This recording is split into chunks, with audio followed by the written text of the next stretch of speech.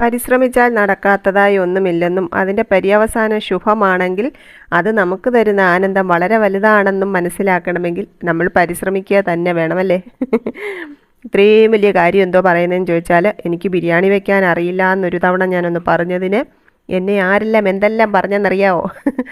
അന്ന് തൊട്ട് എനിക്കൊരു വാശിയായിരുന്നു ഒരു ബിരിയാണി ഉണ്ടാക്കി നോക്കണമെന്ന്. പരീക്ഷണമായതുകൊണ്ട് തന്നെ വലിയ ആർഭാടത്തിനൊന്നും പോകാതെ ഞാനൊരു കുക്കർ ബിരിയാണി ചെയ്ത് നോക്കി. അതെങ്ങനെയായി തീരും എന്നൊക്കെയുള്ള ചിന്ത മനസ്സിലുള്ളത് കൊണ്ട് വീഡിയോ എടുത്തതിനകത്ത് ചെറിയൊരു അബദ്ധം പറ്റിയിട്ടുണ്ട്. അതെന്തുവാണെന്നൊന്നും ഞാൻ പറയത്തില്ല, നിങ്ങൾ തന്നെ കണ്ടുപിടിക്കണം.